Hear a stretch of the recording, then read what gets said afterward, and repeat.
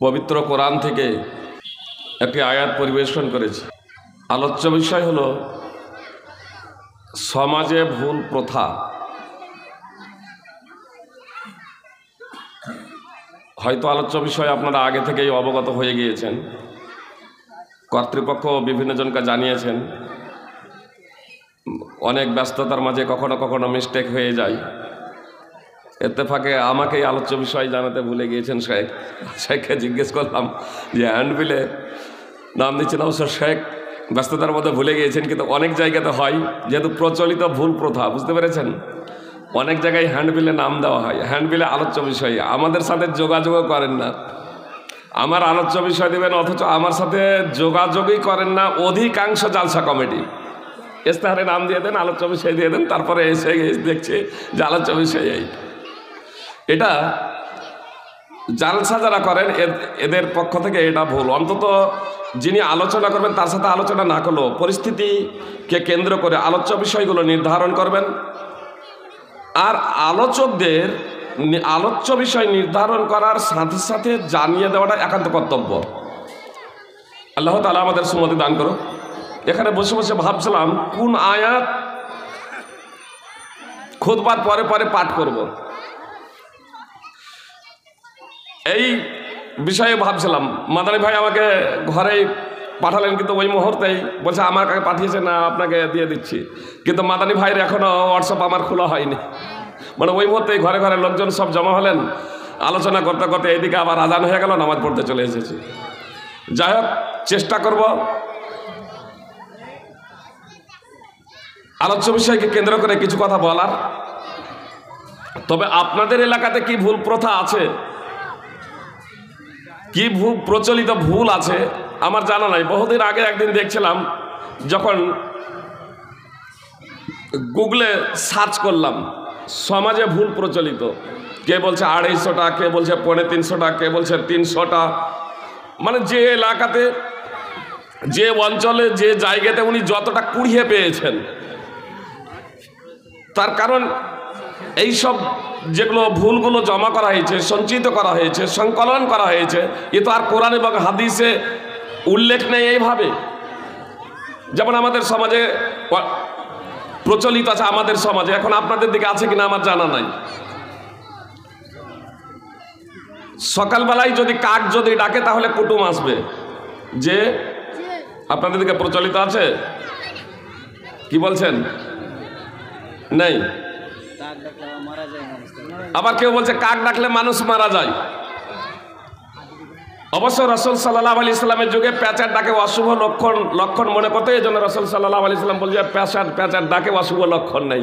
কিন্তু কাক ডাকলে মানুষ মারা যায়, বা কাক ডাকলে আপনার আত্মীয় স্বজন আসবে, কুটুম্ব আসবে, এ ধরনের কথা সেই যুগের জাহিলিয়াতের যুগেও ছিল না। মুহাম্মদ সাল্লাল্লাহু আলাইহি সাল্লামের যুগে যখন নবী রাসূল নবুয়াত এবং রিসালাতি লাভ করেছিলেন, নবী এবং রাসূল হয়েছিলেন, সেই সময় এটা কিন্তু ছিল না। তো এই এলাকাতে এখন কি প্রচলিত ভুল আছে, যেগুলো ভুল আছে সেগুলোরই সংস্কার সংশোধন করলে আপনাদের সুবিধা হবে। আমাদের এলাকাতে আছে, আপনাদের এলাকায় এবার নাও থাকতে পারে। কার বাচ্চা ছেলের দাঁত উঠে গেলে ওই দাঁতটাকে নিয়ে, আমাদেরও যখন দাঁত উঠে ছোট ছিলাম তখন বড় ভাই বোনেরা তারা বলতো যে দাঁতটা এঁদুরের গর্তে ফেলে আই পুকুরের পাটালে।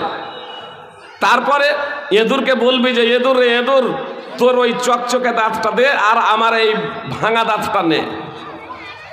আপনাদের দিকে আছে নাকি? তো মানে কিছু কিছু কুসংস্কারগুলো ছিল, এসব কুসংস্কারগুলো চলে গেছে। আরে আপনাদের হাতে হাতে এখন অ্যান্ড্রয়েড মোবাইল আছে, যদি ওগুলো পড়েন তাহলেই পেয়ে যাবেন। এসব কুসংস্কারের সাথে ইসলামের কোনো সম্পর্ক নেই, ও থেকে আমাদেরকে বিরত থাকতে হবে। তাহলে ওগুলো বলে লাভ নেই আপনাদের, কি বলছেন? তাহলে নতুন কিছু বলতে হবে। বইয়ে যেগুলো সঞ্চিত আছে, যেগুলো সব জানছি এলাকাতে, সব আমি বলে বাবা অনেক বক্তব্য রেখেছেন অতীতে, যে এসবগুলোর সাথে ইসলামের কোনো সম্পর্ক নেই, কোনোটা কুসংস্কার, কোনোটা শিরক, কোনোটা নাজায়েজ, ইত্যাদি ইত্যাদি। যে তাহলে ভুল প্রথা, প্রচলিত ভুল প্রথা আমাদের সমাজে আছে, অথচ আমরা জানি না। অন্তত এই বিষয়গুলোকে কিছু বলি, কি বলছেন? তাহলে আমাদের লাভ হবে, আমাদের সংস্কার এবং সংশোধন হবে। আমি আপনাদের সম্মুখে কোরআনের আয়াত তেলাওয়াত করেছি, সূরা আনাম 6 নম্বর সূরার 48 নম্বর আয়াত। আল্লাহ বলছেন, ওয়া মা নুরসিলুল মুরসালিনা ইল্লা মুবাশশিরিন ওয়া মুনদিরিন ফামান আমানা ওয়া আসলাহা ফালা খাউফুন আলাইহিম ওয়া লা হুম ইয়াহজানুন। আর আমি রাসূলদেরকে কেবল সুসংবাদদাতা ও সতর্ককারী হিসেবে প্রেরণ করি। অতএব যারা ঈমান এনেছে ও শুধরে নিয়েছে তাদের উপর কোনো ভয় নাই এবং তারা চিন্তিত হবে না। আল্লাহ তাআলা স্পষ্টভাবে জানিয়ে দিলেন নবী ও রাসূলদের প্রেরণের লক্ষ্য এবং উদ্দেশ্য, যে আমি নবী রাসূলদের কেবলমাত্র এর জন্যই প্রেরণ করেছি যে তারা সুসংবাদ দেবে। যারা তাওহীদ অনুযায়ী আল্লাহ তাআলার একত্ববাদে বিশ্বাসী হয়ে, একত্বে বিশ্বাসী হয়ে নিজেকে আল্লাহ তাআলার কাছে সমর্পণ করে তার নবী এবং রাসূলের পদ্ধতি অনুযায়ী জীবনযাপন করেছে, তাকে এ নবী রাসূলগণ সুসংবাদ দেবেন। আর যারা নবীদের কথাকে অমান্য করে আল্লাহ তাআলার একত্বে তাওহীদে শিরক করেছে, নবী রাসূলদের পদ্ধতি অনুযায়ী জীবনযাপন করেনি, তাদেরকে সতর্ক করে দেবে ভয়াবহ জাহান্নাম থেকে। আল্লাহ বলছেন, ফামান আমানা ওয়া আসলাহা, আমি নবী রাসূল প্রেরণ করেছি, নবী রাসূলগণ এসেছেন।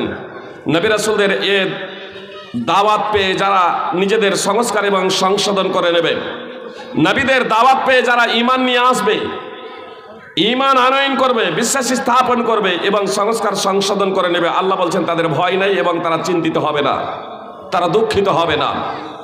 সূরা আনাম 6 নম্বর সূরার 48 নম্বর আয়াত। আসুন আমরা আমাদের সমাজে প্রচলিত ভুল প্রথা নিয়ে একটু আলোচনা করি।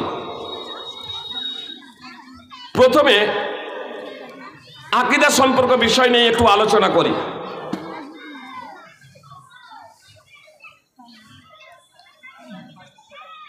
আল্লাহ আল্লাহ আছেন, তাই না? না আল্লাহ নেই? আল্লাহ আছেন। আল ঈমান বিল্লাহ, তাই ঈমান বিল্লাহ, আল্লাহ আছেন, শুধু এই কথাটুকু যথেষ্ট? আপনার নাস্তিক এটা খুব পুরাতন নয়, নাস্তিক্যবাদ এই দর্শনটা খুব পুরাতন নয়।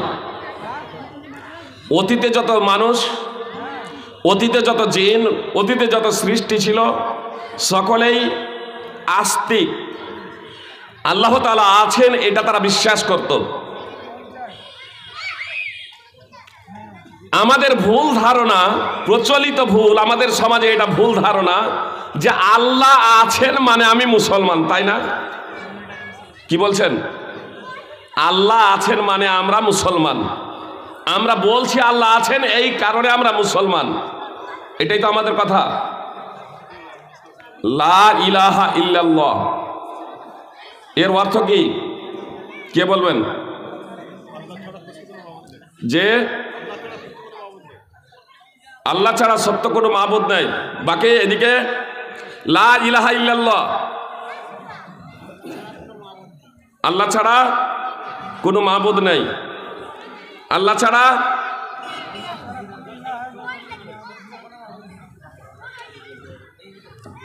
যদি আপনাদেরকে যদি বিভাগ করার যদি সময় যদি থাকতো, তাহলে ভুল সমাজে যে আমাদের ভুল আছে, এই ভুল কথাটাই সিংহভাগ মানুষ পোষণ করেন।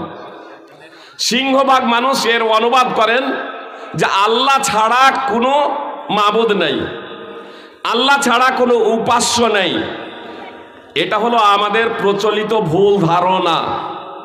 আল্লাহ ছাড়া অনেক মাবুদ উপাস্য আছে না নাই? যার ইবাদত করা হয় সে হলো উপাস্য, যার ইবাদত করা হয় সে হলো মাবুদ।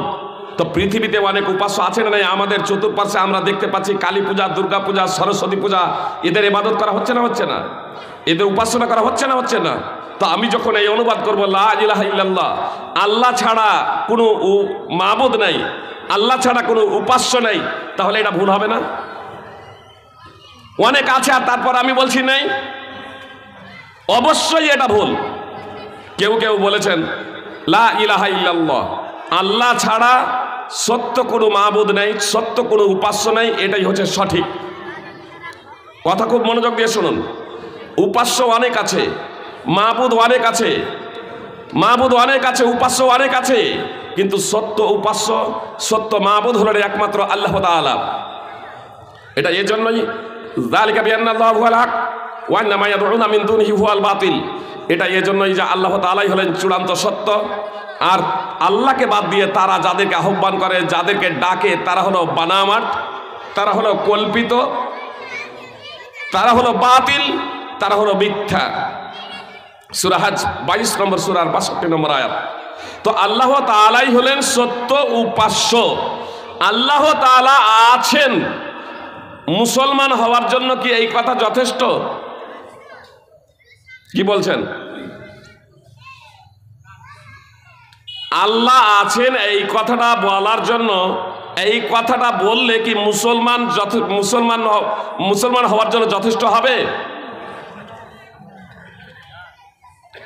আল্লাহ আছেন এই কথাটা আমি বললাম যে আল্লাহ নেই, এটা নতুন দর্শন, অতীতে ছিল না। জিনেরাও এটা বিশ্বাস করে আল্লাহ আছেন। এমনকি ইবলিস শয়তান, সে আস্তিক না নাস্তিক? আস্তিক। ইবলিসও বিশ্বাস করে আল্লাহ আছে, ইবলিসও বিশ্বাস করে। এমনকি যখন ইবলিসকে প্রতারিত করা হলো, ধিক্কার দেওয়া হলো, অভিসম্পাত করা হলো, ইবলিসকে আল্লাহ বললেন, ইবলিস তুই বিতাড়িত হয়ে, লাঞ্ছিত হয়ে, তোর উপরে কিয়ামত পর্যন্ত অভিসম্পাত, লানত, তুই এখান থেকে বের হয়ে যা, এই সম্মানিত স্থানিতে তোর থাকার কোনো অধিকার নাই। মহাবিপদে পড়েছে ইবলিস। মানুষ মহাবিপদে পড়লে কোথায় যায়? বর্তমানে মানুষ অনেক বিপদে পড়লে মানুষের ভুল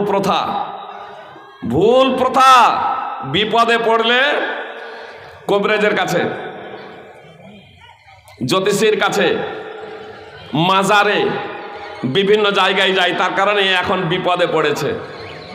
ডাক্তার দেখানো, ডাক্তার দেখিয়ে তার আর রোগ ভালো হচ্ছে না, ডাক্তারের মাধ্যমে রোগ ভালো হচ্ছে না, রোগ ধরা পড়ছে না, খুব ট্রিটমেন্ট হয়েছে। এবার কার কাছে ছুটল? মৌলভী সাহেবের কাছে একটু ঝাড়ফুঁক, কবিরাজের কাছে ঝাড়ফুঁক, জ্যোতিষীর কাছে ঝাড়ফুঁক, মাজারে গিয়ে ঝাড়ফুঁক, অনেক চিকিৎসা চালালো, তার সন্তান হয় না। চললো আপনার মাজারে, যদি বাবা একটা ছেলে দেয়, কুসংস্কার আছে না নেই? শুধু সমাজে এগুলো ভুল প্রথাই নয়, এগুলো হচ্ছে শিরক। সুপ্রিয় ভাই এবং বোন, আব্দুল্লাহ ইবনে মাসউদ রাদিয়াল্লাহু তাআলা আনহু একদা তার স্ত্রীর গলায় একটা ধাগা দেখলেন, একটা ধাগা খান দেখার পরে আব্দুল্লাহ ইবনে মাসউদ রাদিয়াল্লাহু তাআলা আনহু ধাগা খান ধরে ছিঁড়ে ফেলে দিলেন। তারপরে বলছেন, ইন্নার রুকা ওয়াত তামাইমা ওয়াত তিওয়ালাতা শিরক। নিশ্চয় কুফরি মন্ত্র দ্বারা ঝাড়ফুঁক করা, অবৈধ কথাবার্তা দ্বারা ঝাড়ফুঁক করা এবং মাদুলি, তাবিজ, তন্ত্র মন্ত্র, জাদু টোনা, এগুলো হলো শিরক। তখন যায়েনব রাদিয়াল্লাহু তাআলা আনহা বলছেন, আব্দুল্লাহ ইবনে মাসউদ রাসূল সাল্লাল্লাহু আলাইহি সাল্লামের উদ্ধৃতি এই কথা বলছেন। তো যায়েনব রাদিয়াল্লাহু তাআলা আনহা বলছেন, আরে আপনি এটা ছিঁড়ে ফেলে দিলেন, আমি এই ধাগাটাই একজন ইহুদির কাছে পড়ে নিয়েছিলাম, আর যখনই এই ধাগাটা আমি পড়ে নিয়ে গলায় বেঁধেছি, তো আমার চোখের যন্ত্রণা দূর হয়ে গেছে। আস্থা তার হয়েছে না হয়নি? এখান থেকে কি বোঝা গেল? তার চোখের ব্যথা দূর হয়ে গেছে, তার চোখের ব্যথা দূর হয়ে গেছে। একটা বাতিল জিনিস, একটা শিরক জিনিস যখন কোনো জায়গাতে কাজ হয়ে যায়, সন্তান হয় না, যখন মাজারে গেল তখন সন্তান হয়ে গেল, যে মাজারে গেল বা সাধু বাবার কাছে গেল সন্তান হয়ে গেল, জ্যোতিষীর কাছে গেল সন্তান হয়ে গেল। কিভাবে সন্তান হয়ে যায় আমাকে জিজ্ঞেস করবেন না। কত বাবার ধর্ষণ কেলেঙ্কারি আজ প্রকাশ্যভাবে এসেছে, আপনারাও অবগত আছেন। যে আসারাম বাপু, রাম রহিম, আরো কত কি আপনার গির্জা, চার্চ, সাধু বাবারা মন্দিরে কত কি করেন, তার ইয়ত্তা নেই, তার সীমা নেই। আমি নাম নিচ্ছি না, শুধু দৃষ্টান্ত দিচ্ছি। মুসলমান হয়েছেন, বিশ্বের 5 জন ভগবানের মধ্যে একজন ভগবান ছিলেন, যাদেরকে মানুষ ভগবান মনে করে। তো তিনি মুসলমান হয়ে গিয়েছেন। তিনি তার নিজের ইতিহাসটা বলছিলেন। একজন মহিলা এলো, দিয়ে বলছে আমার সন্তান হয় না। অনেক ডাক্তার দেখিয়েছি, তার ডাক্তারি রিপোর্ট দেখলাম স্বামীর সমস্যা। আমি বললাম তোমাকে এক রাত আমার কাছে থাকতে হবে, তারপরে আবার 3 মাস অন্তর দেখা করতে হবে, তবে ও রাজি হলো। বলল ঋতু হওয়ার 10-12 দিন পরে ভালো হওয়ার, ঋতু হওয়া থেকে ভালো হওয়ার পরে 10-12 দিন পরে তুমি আমার কাছে আসবে, আর আমার সাথে রাত তোমাকে কাটাতে হবে, তোমার সন্তান হবে। বলে সমস্যাটা তো ছিল স্বামীর, সমস্যাটা তো এর না, তো আমার সাথে রাত্রি যাপন করলে তার সন্তান হবে না। পরবর্তীতে সেই ভদ্রলোক মুসলমান হয়ে গিয়েছেন। একটি বই লিখেছেন, এক খোদা ইনসান বান গিয়া। তিনি নিজেই বলছিলেন, ডাইরেক্ট তার মুখ থেকে এই কথা শোনাম। সুপ্রিয় ভাই এবং বোন, বাতিল পদ্ধতি অবলম্বন করলে কখনো কখনো যে সন্তান হয়, এর জ্বলন্ত প্রমাণ আপনার জাইনাব রাদিয়াল্লাহু তাআলা আনহা একটা ধাগা পড়ে নিয়েছেন ইহুদির কাছে, চোখে যন্ত্রণা ছিল, চোখের যন্ত্রণা দূর হয়ে গেছে। আব্দুল্লাহ ইবনে মাসউদ রাদিয়াল্লাহু তাআলা আনহু বলছেন, আসলে তোমার চোখে যন্ত্রণা ছিল না। তার স্ত্রী জাইনাব বলছেন, চোখে যন্ত্রণা হচ্ছিল, ধাগা পড়ে নিয়েছি, ভালো হয়ে গেছে। আর আব্দুল্লাহ ইবনে মাসউদ রাদিয়াল্লাহু তাআলা আনহু বলছেন, তোমার চোখে যন্ত্রণা ছিল না। তো মিথ্যা কথা বলছেন? জি না, মিথ্যা কথা না। আব্দুল্লাহ ইবনে মাসউদ বললেন, শোনো, আসলে তোমার চোখে শয়তানে ঘোঁচা দিচ্ছিল, এজন্য তোমার চোখে ব্যথাটা হচ্ছিল। আর তুমি নিজেই যখন শয়তানি কর্ম করতে শুরু করে দিয়েছো, ওই যে তুমি ধাগা বেঁধে নিয়েছো, শয়তানি এটা কর্ম, এটা হলো শিরক। তুমি যখন নিজেই শিরক করতে শুরু করে দিয়েছো, তখন শয়তান তোমার কাছ থেকে চলে গিয়েছে যে অন্যদেরকে বিভ্রান্ত করি। শয়তান তোমার কাছ থেকে চলে গিয়েছে, ফলে তোমার চোখের ব্যথা দূর হয়ে গেছে। তুমি এই বাতিল পদ্ধতি অবলম্বন না করে তুমি যদি সঠিক পদ্ধতি অবলম্বন করতে, নবী সাল্লাল্লাহু আলাইহি সাল্লামের এই দুয়াটি, আযিবিল বাস রব্বান নাস ইশফি আনতা শাফি লা শিফা ইল্লা শিফাউকা শিফা লা ইয়াগাদিরু সাকামা, তাহলে তোমার ব্যথা দূর, শয়তান চলে যেত, তোমার ব্যথা দূর হয়ে যেত। সুনানে আবি দাউদ হাদিস নম্বর 3883। তো মানুষ যখন বিপদে পড়ে, নিজের ঈমানকে বিক্রি করে দেয়। শয়তান যখন বিপদে পড়েছে, আল্লাহ তাকে বিতাড়িত করছেন, লাঞ্ছিত করছেন, অভিসম্পাত করছেন, নেমে যা, লাঞ্ছিত হয়ে। সেই অবস্থা তো ইবলিস কিন্তু আল্লাহর কাছেই প্রার্থনা করে, আল্লাহর কাছেই প্রার্থনা করে। বলে ইবলিস, রব্বি ফাআনযিরনি ইলা ইয়াউমি ইউবআসুন, হে আমার পালনকর্তা, তুমি আমাকে পুনরুত্থান দিবস পর্যন্ত সুযোগ দাও। সূরা হিজর 15 নম্বর সূরার 36 নম্বর আয়াত। তো ইবলিসও বিপদে পড়লে আল্লাহর কাছে প্রার্থনা করে। আর এ মুসলমান, বর্তমানের কালেমায়ে শাহাদাত পাঠকারী যারা নিজেদেরকে আমরা মুসলমান বলছি, বিপদে পড়লে এরা মাজারে যায়, জ্যোতিষীর কাছে যায়, কবরে যায়, কবরেজের কাছে যায়। বলবেন যে ভাই মুলবি সাহেব হলো তো তাবিজ দেয়, যে মুলবি সাহেব তাবিজ দেয়। সূরা তওবা 9 নম্বর সূরার 34 নম্বর আয়াত। মুলবি সাহেব আপনি চিনতেই ভুল করেছেন। আল্লাহ কোরআনে স্পষ্ট বলে দিয়েছেন, ধর্মীয় পণ্ডিতেরা, মুলবি সাহেব, মাওলানাদের দুটো ক্যাটাগরি আছে। একটা সৎ পথে চলে, একটা বাতিল পথে নিজের উদর পূর্ণ করার জন্য যে কোরআন হাদিস দিয়ে ঝাড়ফুঁক করা যায়। এখন আমার কাছে একটা রুগীকে নিয়ে এলেন, কোরআন হাদিস দিয়ে যদি আমি ঝাড়ফুঁক করে দিই, আপনি জিজ্ঞাসাও করবেন না মৌলানা সাহেব কয় টাকা লাগবে। কিন্তু আমি যদি একটা তাবিজ টিন কিনে দিয়ে তার ভিতরে হাড় হাড্ডি বা কোনো কিছু বা কোরআনের আয়াত বা হাদিস লিখে যদি ভরে দিই, আপনি এবার নিজেই জিজ্ঞেস করবেন, মৌলানা সাহেব টাকা কত লাগবে? বলবেন না? বলবেন না? তার কারণে একটা টিন তাবিজ দিয়েছি, আরো টাকা ইনকামের জন্য জাফরানি কালি দিয়ে লিখতে হবে। আপনার সত্যি তো জাফরানি দামি। আপনারাই এবার জিজ্ঞেস করবেন, মৌলানা সাহেব কত টাকা লাগবে? আরে মৌলানা সাহেব তো আমি বলছি 500 টাকা না 1000 টাকার, 1500 2000 যাই বলি না কেন, তখন আপনারা দিতে বাধ্য। সাধারণভাবে ঝাড়ফুঁক করলে দেবেন না, এই জন্য একটা পদ্ধতি অবলম্বন করা হয়েছে। সুপ্রিয় ভাই এবং বোন, এটা নাজায়েজ, এটা হারাম। কোরআনকে যে মুলবি সাহেবেরা ফতোয়া দিচ্ছেন, কোরআনকে বিনা ওজুতে স্পর্শ করা যায় না। যে কোরআনকে, সুপ্রিয় ভাই এবং বোন, কোরআন আমার পকেটে ভরে নিয়ে যদি টয়লেটে যাই, হুজুরেরা আমার পিঠের চামড়া রাখবে না, কবে বেয়াদব মাওলানা রে, কোরআনকে পকেটে ভরে নিয়ে গিয়ে ও টয়লেটে গেছে। আমি যদি কোরআনকে পকেটে ভরে নিয়ে গিয়ে টয়লেটে যাই, তখন আপনার সমস্যা। আর আপনি যে কোরআনকে তাবিজ বানিয়ে বানিয়ে আপনার টয়লেটে শুধু না, পায়খানা প্রসাব থেকে নিয়ে স্বামী স্ত্রীর মেলামেশা সমস্ত কিছু করছে, তাতে নিয়ে তো সেখানে কোনো আপত্তি নাই। আসলে এগুলো হচ্ছে সমাজ আমাদের ভুল কথা। ওই সমস্ত আলেমদের থেকে আমাদেরকে সতর্ক থাকতে হবে যারা তাবিজের ব্যবসা করে। তাবিজ পড়বেন না, এটা কুসংস্কার, এটা শিরক, এটা অবৈধ, এটা হারাম। সুপ্রিয় ভাই এবং তা থেকে আমাদের বিরত থাকতে হবে। আমি বলছিলাম শয়তানও বিপদে পড়লে আল্লাহকে ডাকে। এমনকি মক্কার মুশরিকরা, আরাবিয়ানরাও যদি বিপদে পড়তো কাকে ডাকতো? আল্লাহকে ডাকতো। আল্লাহ বলছেন ওয়াইদা মাসসাকুমুজ যুরর ওয়াইদা মাসসাকুমুজ যুরর ফিল বাহরি যাল্লা মান তাদউনা ইল্লা ইয়্যাহ ফালাম্মা নাজ্জাকুম ইলাল বাররি আ'রাযতুম।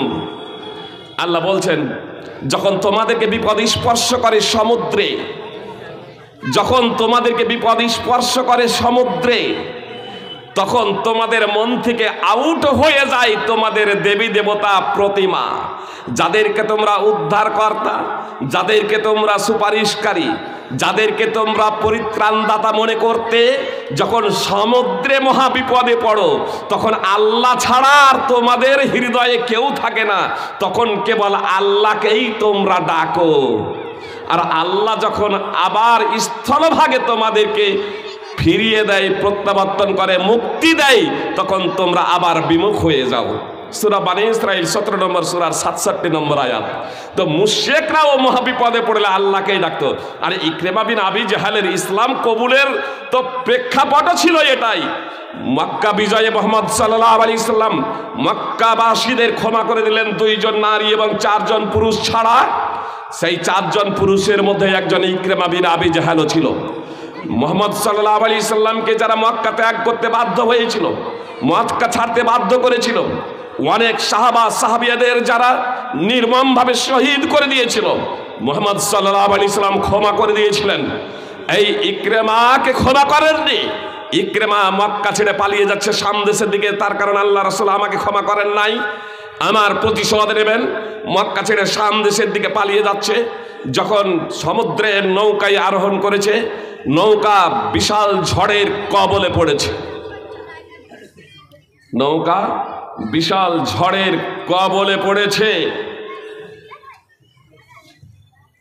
নৌকার যারা মাঝি ছিল তারা বলছে, আখলিসু, এই মহাবিপদে একাগ্রচিত্তে বিশুদ্ধ অন্তঃকরণে একমাত্র আল্লাহকে ডাকো।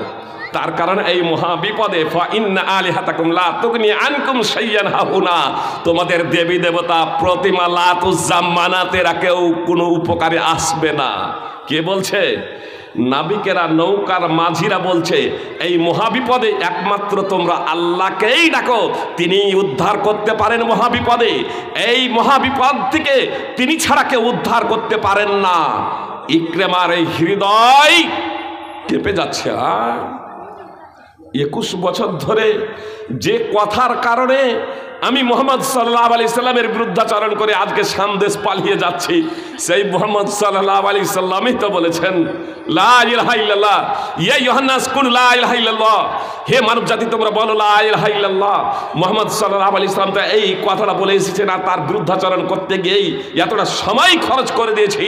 তাই যদি হয় এই মহাবিপদে, সমুদ্রে যখন মহাবিপদে পড়েছে, এই অবস্থায় এক আল্লাহ ছাড়া কেউ পরিত্রাণ দিতে না পারে, তবে আমার দৃঢ় বিশ্বাস স্থলভাগেও তিনিই উদ্ধার করবেন, যিনি এই মহাবিপদে সমুদ্রে উদ্ধার করবেন।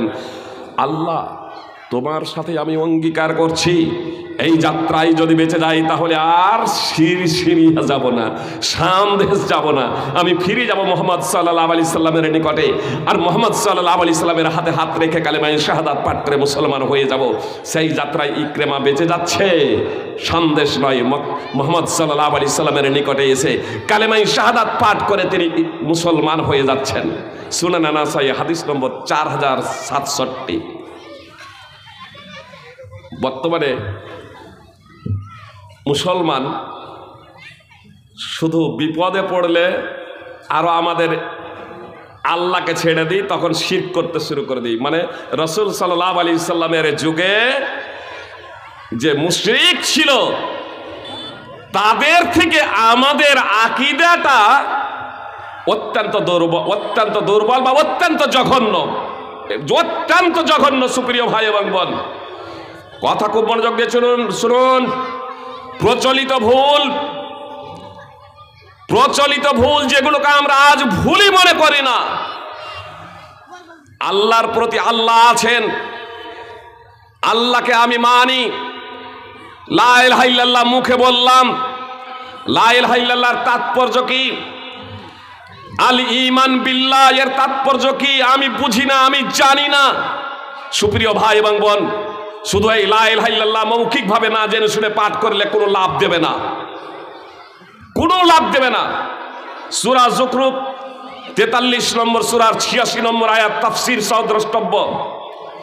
উসমান বিন আফফান রাদিয়াল্লাহু তাআলা আনহু সূত্রে বর্ণিত সহিহ মুসলিমের হাদিস, রাসূল সাল্লাল্লাহু আলাইহি সাল্লাম বলেছেন, মান মাতা ওয়া হুয়া ইয়ালামু আন্নাহু লা ইলাহা ইল্লাল্লাহ দাখালাল জান্নাহ।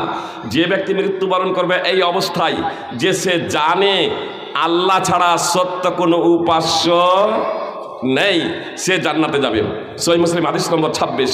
সুপ্রিয় ভাই এবং বোন, শুধু লা ইলাহা ইল্লাল্লাহ বলা নয়, আপনাকে জানতে হবে লা ইলাহা ইল্লাল্লাহটা কি, লা ইলাহা ইল্লাল্লাহর তাৎপর্য কি, লা ইলাহা ইল্লাল্লাহর দাবি কি, লা ইলাহা ইল্লাল্লাহর শর্তাবলী কি। শুধু যদি মৌখিকভাবে জবানি লা ইলাহা ইল্লাল্লাহ বলা যদি যথেষ্ট হতো, তাহলে এই আরবের ওই মুশরিকরা তারা কালেমা পড়ে তারা মুসলমান হয়ে যেত। মুহাম্মদ সাল্লাল্লাহু আলাইহি সাল্লাম তো একটাই বাক্য বলেছিলেন, তখনও বলেননি 5 ওয়াক্তের নামাজ ফরজ, তখনও বলেন নাই সুদ হারাম, তখনও বলেন নাই জেনা ব্যভিচার হারাম, তখনও বলেন নাই নেশাজাত দ্রব্য সেবন করা হারাম। শুধু একটি বাক্যের কথা বলেছেন, ইয়া ইউহান্নাস কুলু লা ইলাহা ইল্লাল্লাহু তুফলিহু। হে মানব জাতি, তোমরা বলো লা ইলাহা ইল্লাল্লাহ। এই একটা বাক্য বলার জন্য রাসূল সাল্লাল্লাহু আলাইহি সাল্লাম বারবার অনুরোধ করেছিলেন, বারবার বলেছিলেন। তারপরেও ওই মক্কার অধিকাংশ মুশরিক তারা বেঁকে বসেছিল, তারা বুঝেছিল যে মুহাম্মদ সাল্লাল্লাহু আলাইহি সাল্লাম এই একটি বাক্য দ্বারা কি বলতে চেয়েছেন। আল ঈমান বিল্লাহ শুধু লা ইলাহা ইল্লাল্লাহ শুধু মুখে বলা নয়। তাওহীদের কয় প্রকার? যে কি? তাওহীদুল উলুহিয়া, যাকে তাওহীদুল ইবাদা বলে, তাওহীদুর রুবুবিয়্যা, তাওহীদুল আসমা ওয়াস সিফাত, অর্থাৎ আল্লাহ তাআলার নাম এবং গুণাবলীতে আল্লাহ তাআলাকে এক এবং অদ্বিতীয় বলে গণ্য করা। তাওহীদুর রুবুবিয়্যা, এটা আল্লাহর কর্ম, সৃষ্টি করা, জীবন দেওয়া, মরণ দেওয়া, আশ্রয় দেওয়া, সার্বভৌম ক্ষমতার অধিকারী একমাত্র আল্লাহ, সেই বিষয়ে কাউকে অংশীদার সাব্যস্ত করা যাবে না। এটা মুশরিকরাও মানত। পবিত্র কোরআনে প্রচুর এই প্রসঙ্গ আয়াত আছে।